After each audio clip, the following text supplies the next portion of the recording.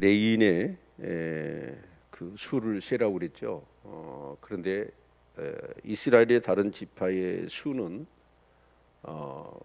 만 20세 이상으로 인구 조사를 했습니다. 그러나 레인은 1개월 이상으로 인구 조사를 하라고 하시죠. 그런데 오늘 본문에는 그 레인의 인구 수가 몇 명이었죠? 1개월 이상 된 자로 22,000명이었습니다. 그런데 그 이스라엘의 장자의 수를 세라고 그래요. 1개월 이상으로. 그랬더니 그 장자의 수가 몇 명이었습니까? 22,273명이었습니다.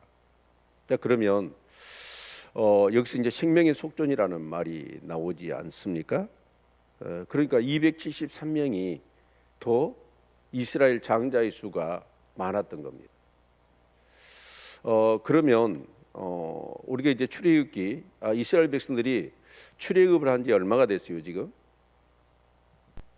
민수기 1장의 말씀을 보니까 2년 하고 2월 1일이었잖아요. 그러니까 이스라엘 백성들이 6월절을 경험한 지 한 2년이나밖에 안 된 겁니다. 그러면 이스라엘 백성이 자 출애굽을 경험할 때 그들에게 가장 쇼킹하였던 사건이 뭘까요? 6월절입니다. 장자의 재앙이죠.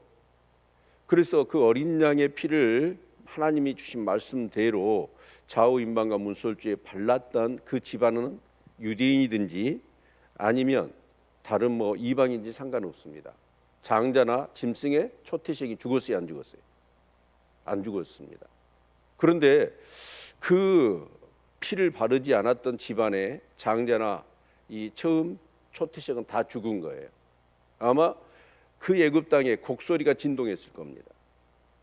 이것을 그들이 경험한 지 2년밖에 안 된 거예요. 그러니까 정말 생생하게 그들은 장자가 죽고 안 죽고 이 짐승의 초태생이 죽었느냐 안 죽었느냐 무엇으로 결정났지요? 어린 양의 피로 결정난 거예요. 그러고 나서 13장에 봤더니 하나님이 이스라엘 백성들에게 6월절 바로 끝나자마자 뭐라고 하냐면 자 짐승의 초태생과 이스라엘의 장자들은 다 누구 거다? 하나님 것이다. 그러면 이제 이스라엘 장자들은 뭘 해야 될까요? 하나님의 소유예요. 근데 사실은 이스라엘 장자만 하나님의 소유나요? 아니잖아요. 이스라엘의 장자들은 누구를 대표해요?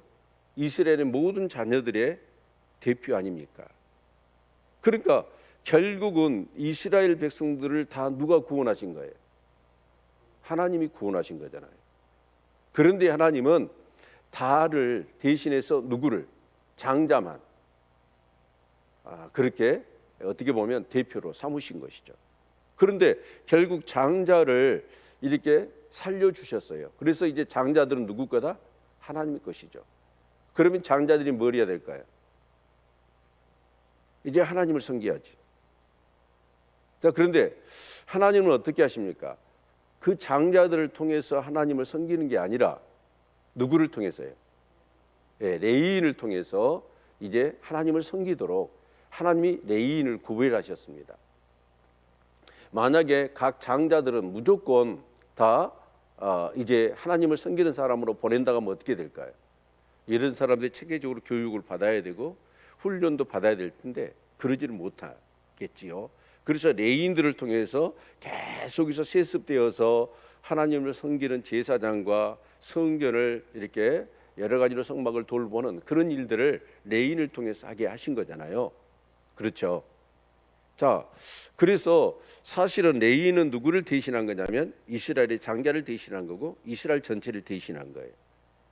그래서 이제 레위인의 1개월 이상 된 그런 인구와 그리고 이스라엘의 장자의 1개월 이상 된 인구 조사를 해봤더니 이스라엘의 장자가 273명이 더 많은 거예요. 그러면 273명을 대신할 레위인이 없잖아요. 그렇죠? 그래서 그 레위인에 대해서는 뭐냐면 한 사람당 5셰겔로 해가지고 생명의 속전을 내라고 그럽니다. 자, 그러면 1세겔이 얼마일까요? 1세겔은 그 당시에 노동자들의 이 1개월의 급여보다도 더 많았다고 그래요. 그러면 5세겔이면 어느 정도 될까요? 연봉의 반이 되는 겁니다. 연봉의 반. 그러면 우리 김용모 지사님 연봉이 얼마예요? 그것이 반이라고 생각해 보십시오. 적어요, 많아요? 많은 거예요. 그것을 전부 다 바치라고 한 것이죠. 그러니까 결국은 이 한 사람의 속전의 값이 작은 게 아니라는 거예요. 자, 그런데 이제 이걸 통해서 결국 대속의 원리를 가르치는 거잖아요. 하나님 이스라엘 백성들에게 그냥 값없이 된 게 아니라는 거예요. 그들이 구원받는 게. 그런데 사실은 6월절의 어린 양이 누구였죠? 예수 그리스도입니다. 그러면 그 예수 그리스도로 인하여서 결국은 뭐 어떠냐? 우리가 구원받은 거 아닙니까? 그럼 우리의 값어치, 우리의 몸값은 어느 정도일까요? 김영우 목사님 얼마일까요?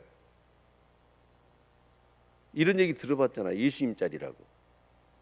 우리의 가치는 예수님 가치예요. 그런데 이제 레위기 27장의 말씀을 보면 우리 레위기 27장을 한번 봐볼까요?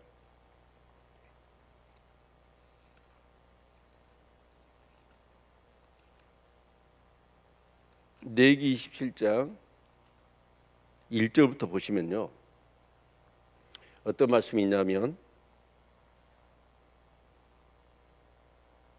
자, 같이 한번 읽어봅시다. 레위기 27장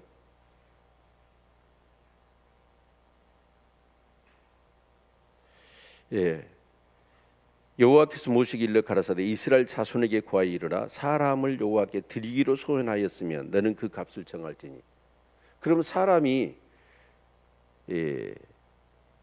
여호와께 드리기로 소원을 했어요. 자, 이건 무슨 의미일까요? 그래서 값을 정하래요. 여러분 어쩔 때 사람을 하나님께 드리기로 소원을 하지요? 은혜를 받으면 내 삶을 바치고 싶잖아요. 그런데 하나님은 일반 이스라엘 백성들이 자, 하나님 제 삶을 바치고 싶습니다. 하나님을 위하여 살고 싶습니다. 라고 할 때 일반 사람 허용이 됐어요, 안 됐어요? 허용이 안 됐어요. 레위인만. 그래서 일반 사람이 하나님 앞에 정말 자신을 들여서 그렇게 헌신하기로 자 소원을 했어. 자, 그러면 그 사람이 하나님을 섬기면서 살도록 해야 되는데 그 대신에 누가 된 거예요? 레위인이 된 거예요. 일반인들은 허락이 안 된 겁니다. 그러면 그 사람은 뭘 해야 되냐면 자기의 몸값을 계산을 해서 하나님 앞에 드리도록 했단 말이에요. 자, 그러면 그 몸값이 뭘까요? 어느 정도 될까요? 여러분 세상은 어떻습니까? 몸값이 그 사람이 사회적인 지위가 뭐냐, 수입이 얼마냐, 그 재능이 능력이 어느 정도 되느냐라고 하는 것에 따라서 몸값이 천차만별이잖아요. 엊그저께 뉴스를 봤더니 그 호날두가 그 사우디아라비아로 축구 팀을 이적을 했잖아요. 그런데 1년 연봉과 더불어 광고비까지 했더니 2,700억이더라고. 2,700억을 제가 365로 나눠봤거든요. 그러면 하루 돈이 얼마인지 아세요? 7억 4천이에요. 하루에 얼마를 벌어요? 7억 4천을 벌더라고. 여러분 그런 사람의 몸값은 어마어마하잖아요. 근데 저 같은 사람은 몸값이 얼마일까요? 네? 형편없을 거 아닙니까?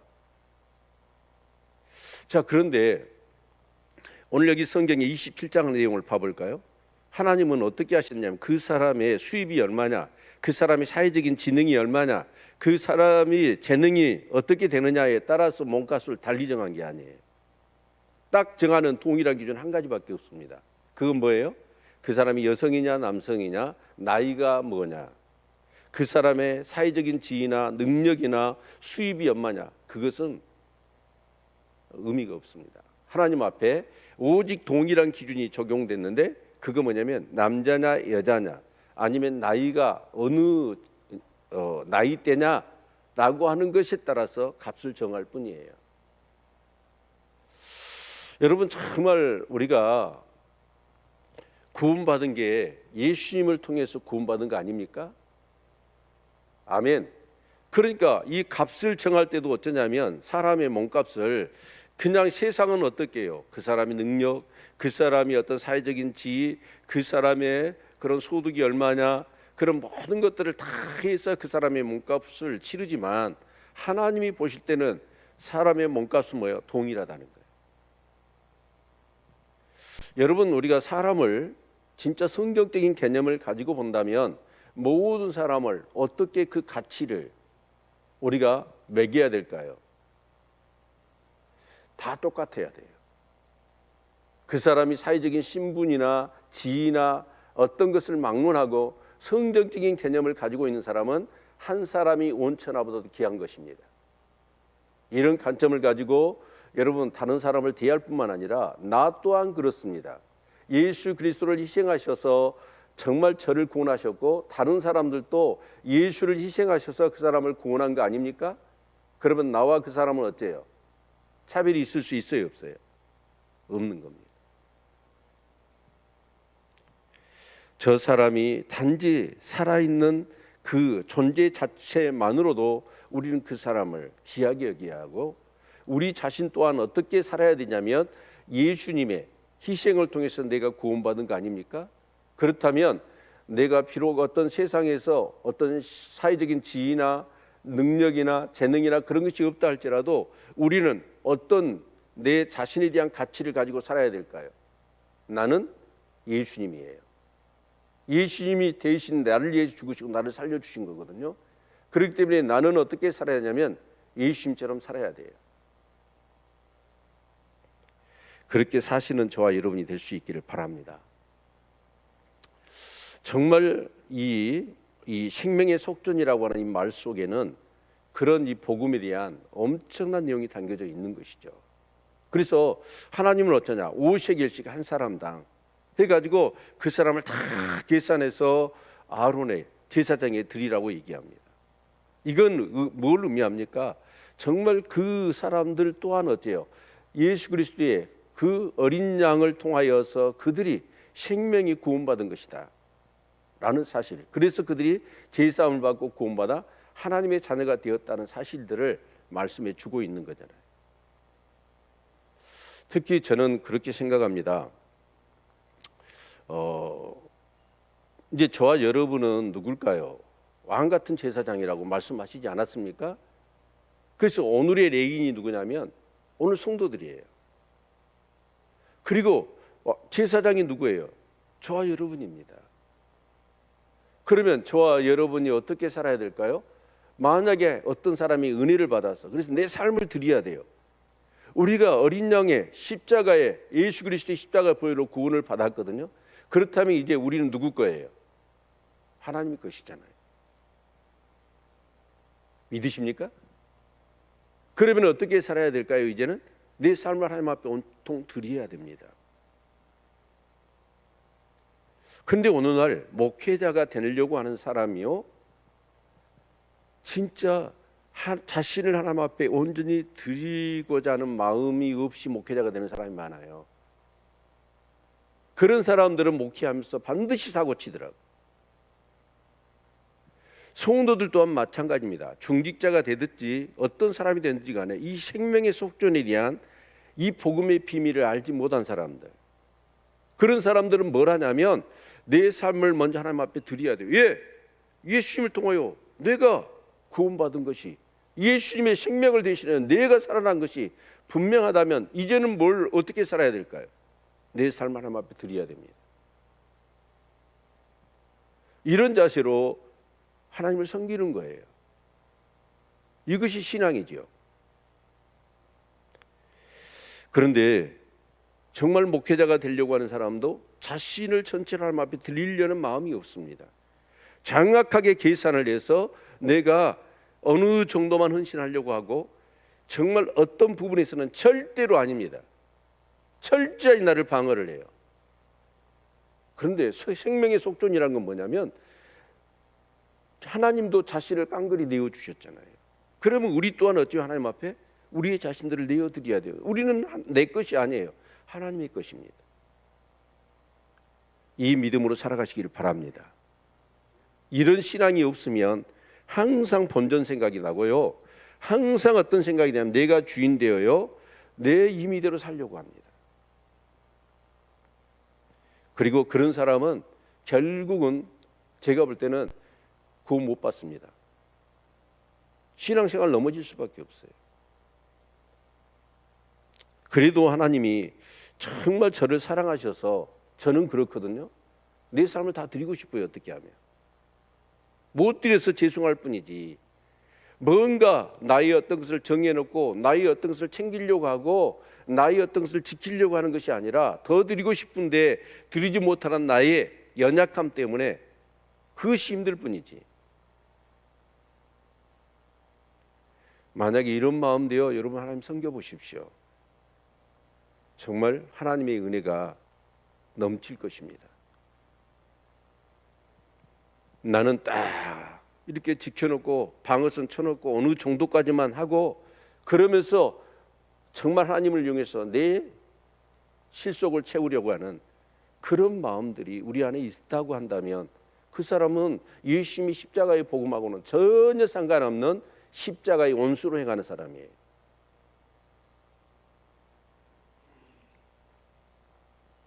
시편 49편 8절 말씀 한 구절 볼까요?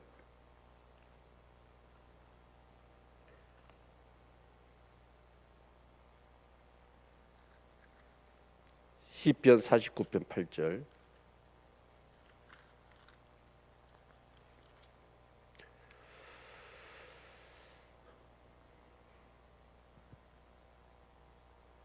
네, 6절부터 8절까지 같이 한번 읽겠습니다. 시작. 자기의 재물을 의지하고 풍부함으로 자긍한 자는 아무도 결코 그 형제를 구속하지 못하며 저를 위하여 하나님께 속전을 바치지도 못할 것은 저희 생명의 구속이 너무 귀하며 영영이 못할 것임이며. 여기 8절의 내용이 뭐냐면 그들의 생명을 속량하는 값이 너무너무 엄청나서 영원히 그 사람의 생명의 속전을 내지 못할 것이다 라는 얘기입니다. 그러니까 이 세상의 재물이나 이 세상의 그 어떤 것으로도 그 형제의 그 어떤 생명을 구원하고 싶은데 세상 것을 다 준다 하더라도 그 사람의 생명을 구원할 수 없다는 거예요. 그런데 그런 생명을 구원을 누가 하셨어요? 오직 예수 그리스도만. 죄 없으신 예수 그리스도만이 우리의 생명의 속전이 되신 거예요. 이게 복음이죠. 믿으십니까? 그 예수 그리스도의 희생이 없었다면 저와 여러분의 생명의 속전은 없는 거예요. 그걸 이스라엘 백성들에게 가르치시기 위하여 의도적으로 한 사람당 정말 그 레위인과 이스라엘의 장자들의 수. 그런데 여러분 장자들이 22,273명이더라고요. 그러면 저도 한번 어제 계산을 해봤어요. 22,273명이면 장자의 수가 많아요, 적어요? 옛날 대가족이라고 하고 한 가족이 10명이었다고 생각해 봅시다. 그러면 얼마예요? 22만 2,730명밖에 안 돼요. 너무 적더라고요. 지금 20세 이상으로 수를 셌더니 장정만 몇 명이었어요? 60만 명이었잖아요. 그러면 이 장자의 수가 왜 이렇게 적은 거예요? 택도 없이? 제가 생각해 볼 때는 이런 거였던 것 같아요. 옛날에는 우리가 대가족을 얘기할 때 어떻게 했죠? 대가족을? 장손이라고 그랬죠. 장손. 그러니까 큰 집, 작은 집이 있잖아요. 그러면 형제가 10명이야. 그러면 그 집에 쭉에서 작은 집이 9가정, 큰 집이 한 가정이잖아요. 그때 큰 집에서 제일 장손, 그 장손만 센 것 같아. 그러니까 좀 맞아 떨어지는 것 같더라고요. 여러분 아무튼 그렇습니다. 다른 사람을 우리가 볼 때 사회적인 지위나 그 사람이 가진 거나 그 사람이 배운 거나 그에 따라서 차별하면 안 됩니다. 내 자신 스스로도 그렇습니다. 나는 왕 같은 제사장입니다. 예수님 짤이에요. 여러분 그런 마음을 가지시고 이 성경적인 사고가 우리의 머릿속에 딱 의식으로 자리할 수 있기를 바랍니다. 그래서 저 사람이 권세가 있네. 근데 저 사람은 형편없네. 그러면 우리는 어떻게 해요? 차별하잖아요. 그 사람한테는 굽신거리고 이 사람한테는 큰소리치고. 이것은 죄예요. 하나님 말씀이 딱 있으면 어쩌냐? 그런 생각과 그런 행동을 할 때 하나님의 말씀이 어때요? 딱 나를 멈추는 거예요. 생각을 바로 하도록. 이것이 정론이 이리로 행하라. 그게 말씀의 능력이죠. 오늘도 정말 생명의 속전, 이것을 왜 5세겔씩 내라고 했을까? 거기에는 어떤 레슨이 담겨져 있을까? 라는 것들을 생각하시면서 여러분 기도하시는 하루가 되어지기를 바랍니다.